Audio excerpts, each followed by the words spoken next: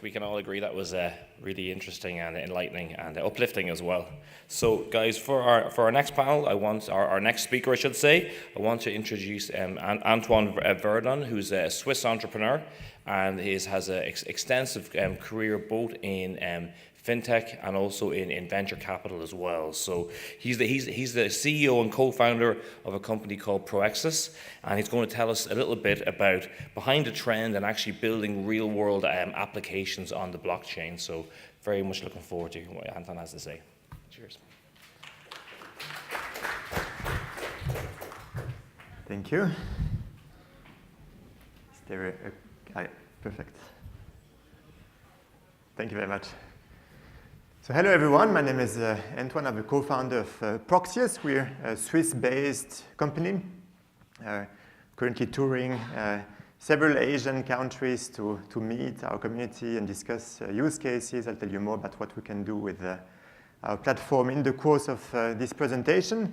Just maybe first as a way of introducing ourselves. So Proxeus is a middleware that comes on top of a blockchain to help users, companies, and individuals program blockchain applications. I'll start by telling you a bit of background about us, how we started, why we created Proxeus, and then I'll go into concrete use cases that we've been building over the last few months. So we started about 2.5 years ago building this project, but with my co-founder and I have both been active for longer in the space. I personally started in 2012, where I was leading a Swiss venture capital fund, and we invested into a Bitcoin exchange in the US at the time, while Patrick, him, was more like a hacker, and he was mining at first, and he came to us. He was seeking an investment from our fund for a machine he had built between 2012 and 2013, which was the first two-way Bitcoin ATM, I think, worldwide, which is now in a museum in Zurich. It's called the Money Museum. It starts with the coins of the Roman Empire and ends with Patrick's machine, so it's quite nice. We didn't invest, but we stayed very close and exchanged a lot about how blockchain is changing first the financial industry, because our fund at the time was focused solely on fintech. And then with the Ethereum ICO in 2014, we realized that a bigger change was coming, and that blockchain would apply not just to the financial space, but would change the way the whole world was organized. And then we looked at the concrete use cases for smart contracts, and we realized just in the financial space alone, there could be about 20 billion in savings every year by implementing blockchain on several levels. But then when it comes to building those use cases and approaching blockchain, we realized companies have a lot of difficulties doing that because they need experts to tackle blockchain use cases. And as soon as someone has some kind of blockchain expertise, they either want to do their own ICOs or they position themselves as consultants. So it's very hard for companies to keep that talent in-house. It's quite expensive to build prototypes. You need a lot of time, you need a lot of budget, and you'll end up creating things which are not always compatible with your enterprise systems. And in terms of time, the time for a prototype is usually counted in months. So we said, how about we try to build a tool that solves all those issues, allows people to not be experts, to have something where a platform, a bit like the approach that WordPress took for the internet, where anyone has a platform, a framework that they can use to quickly put together the skeleton of what will become a website. We thought about how would that be applied to blockchain, and we came up with the idea of Proxeus, something that is available to all for free in the basic level. It doesn't need any expertise to program applications, and allows to bring down the time to create blockchain prototypes from months to just a few hours or days. We started in the prototype of that project in 2015, and then about 2 years later, last summer, we saw an opportunity to get long-term financing for securing the completion of the project by doing our ICO. We created a token model, published a white paper in July 2017, and by February 2018, a few months back, we successfully completed the ICO. We raised 25 million in just 2 days. And we grew the company within that time from a team of 3 to now 42 employees, working on different use cases with a series of partners. And we currently have a huge pipeline of more than 100 projects from various industries. We were also recognized in Switzerland. We won the Swiss FinTech Awards 2018. I'll tell you a bit more about the use cases we can build with Proxeus, because I think that's what you're most interested in. So there are 3, like if we take this approach of WordPress for blockchain, anyone can build applications using our framework, but we thought we need to lead the way and show concrete examples what users can do when they come and use this technology. And we chose those 3 verticals as examples that we filled in with examples that we have built in collaboration with our partners to show what can be done then independently by users using the framework. We started by legal and compliance and worked on a project together with Switzerland on improving the way the Swiss company register works. Currently, Switzerland is ranked number 56 worldwide by the World Economic Forum in terms of speed and ease of company creation, which puts us right between Morocco and the Democratic Republic of Congo. And one of the objectives of Switzerland was to try to get to the top 10 by making the business registration process much more efficient. So we created an architecture for that based on the Proxeus framework, and we thought actually in the blockchain world, if you think of a company register, you can simplify things quite a lot. Currently, one of the reasons why it's taking so long, it takes about 10 working days, I'm sure it's much more efficient in Singapore. It takes about 10 working days in Switzerland to create a company from start to finish. And that's because there are a lot of parties that need to be coordinated.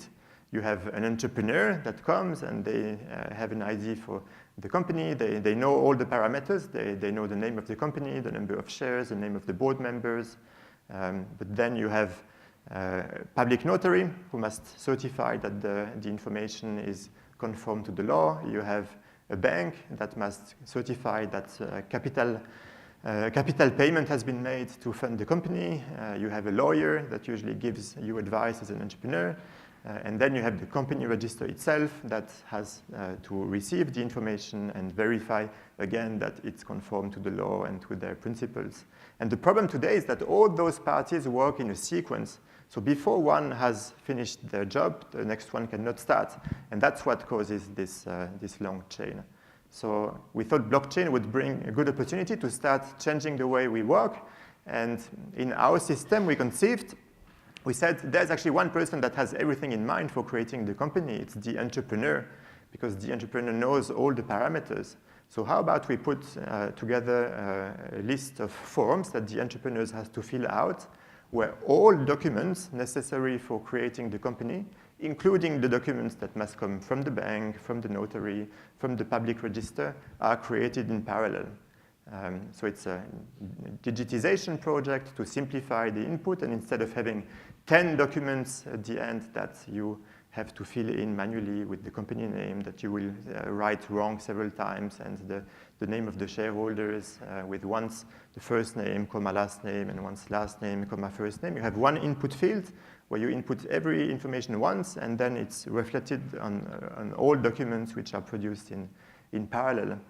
And in our system, the entrepreneur actually creates their own company. They have all the information, they create all the documents, and they make an entry in the company register, publishing this new company that they want to create. But just because there are laws in Switzerland how to create companies, it's not as simple as that. You need several other parties to come in the process and verify the information, input it to make sure it's conform with the regulation.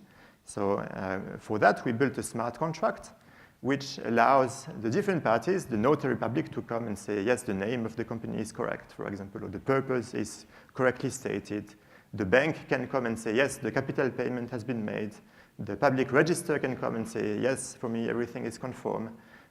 But if you see a process like this as an entry done by the entrepreneur, which is pending the approval of other parties, instead of a sequence of activities, it considerably simplifies the way you can work, because now all the parties can work in parallel, and as soon as one is ready to do their job, they can just come and give a check mark into, into our interface, into the smart contract, and then it moves to the next stage, and the documents that they need to confirm receive their audit mark.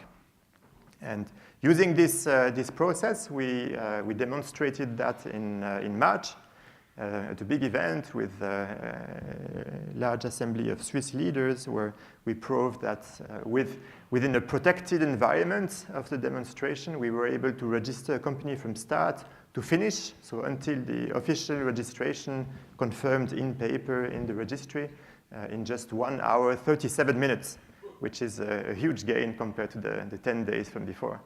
So, and we expect that, because all things were nicely aligned, of course, for the presentation, but we think that in a productive environment, we'll be able to bring down the process to about 48 hours on average. So that was the first case we built. Then a next area where we've been focusing a lot of efforts is certification. Certification with the same process as for the company register. You have a list of forms that you need to fill out.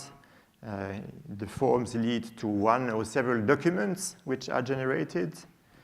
Those documents are then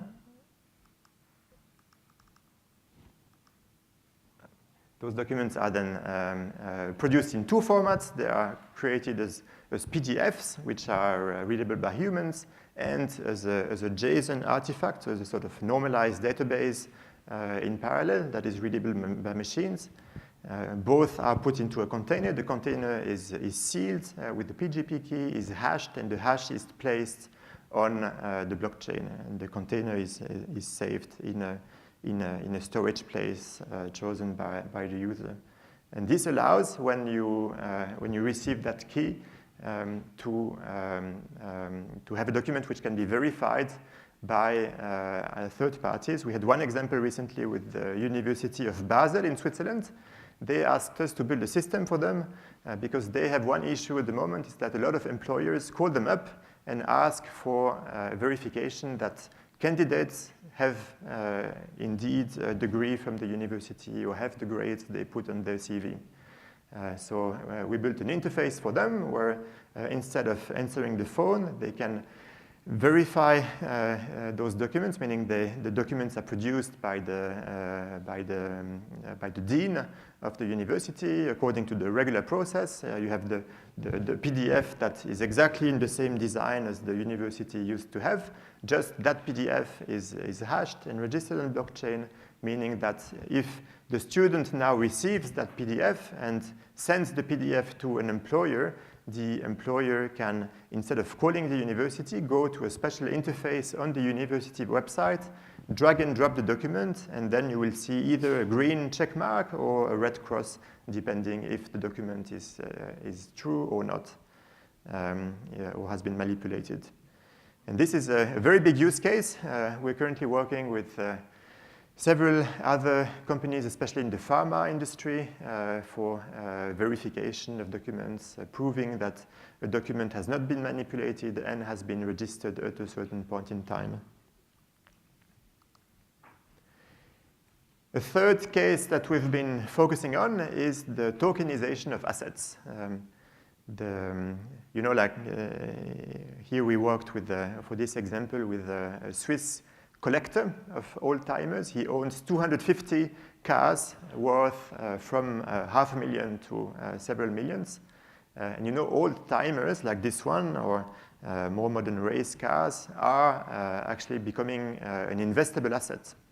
There was this this story that kind of proves the point with he showed us a very special model of Mercedes SLR Electric, which is a very rare car produced in only 9 copies by Mercedes. And every car has a certain value. And last year at the Rallye de la Côte d'Azur, a race car in southern France, there was one of those cars that was driven by a lucky owner who was not so lucky because he crashed it and it was totally destroyed. And the value of that one car was split among the 8 other cars.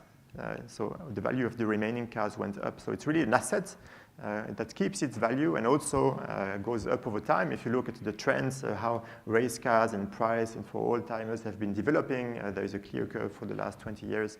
Just like there is, by the way, for rare paintings, like the 50 blue-chip artists in paintings also have that curve where they gained about 15% year per year for the last 50 years.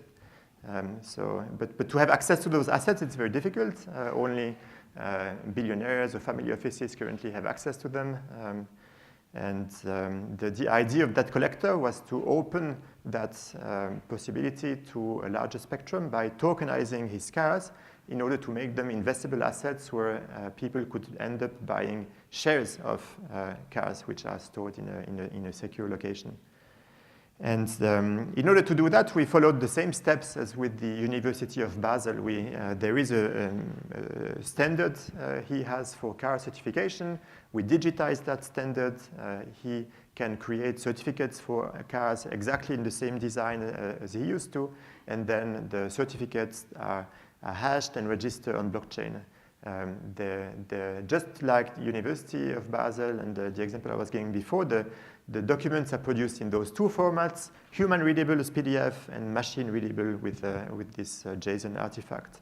And now comes the interesting part. If you take the machine readable artifact, the mini database that has the normalized data where it says name of car, Mercedes, type of car, SLR, and so on, then the machine understands what's in there.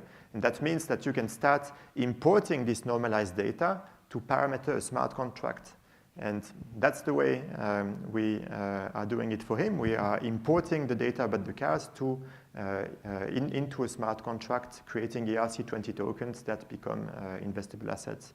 And the interesting thing about Proxeus is that it's not just about creating something for a company register or for a university or for cars. Those are just examples because it's a framework that allows anyone to create the same type of use cases for themselves and also independently. And one of the big things we are promoting now in this tour, we'll go to Japan next and to Hong Kong and Korea to discuss some use cases with the Proxeus community, is this public beta, which is currently being released. It will be available in about a month.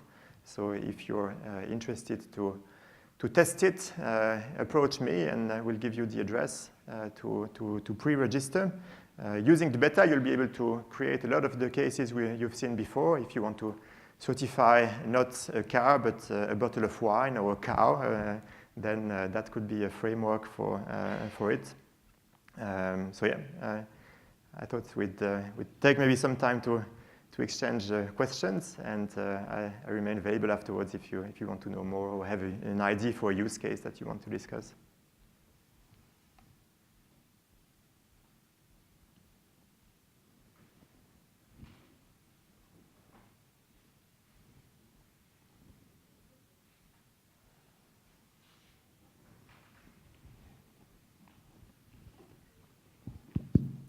Just with the public register for the company setup, was the regulator recognising the blockchain as part of the source of the register, or were you just interfacing to the public register from the blockchain?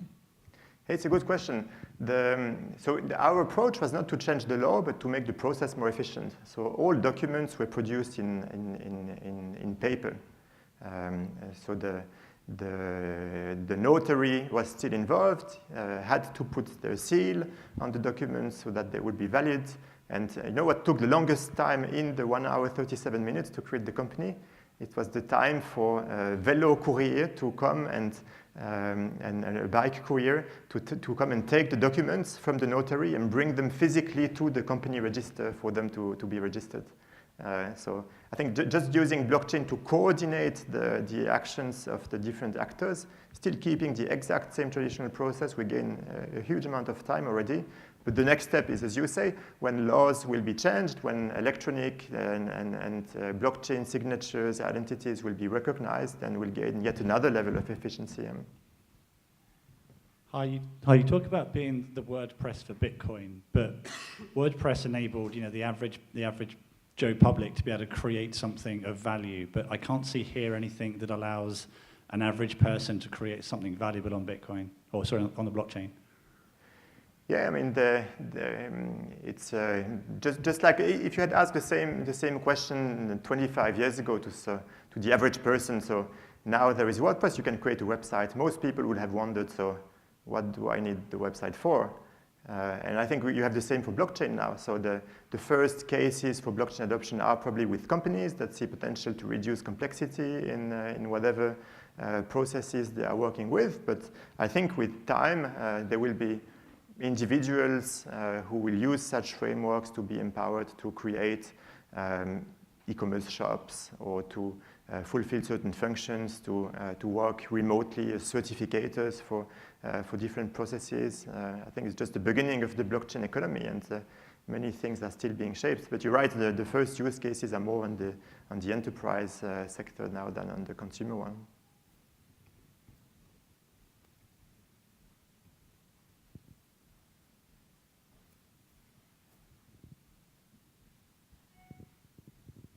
All right, good. Thank you very much.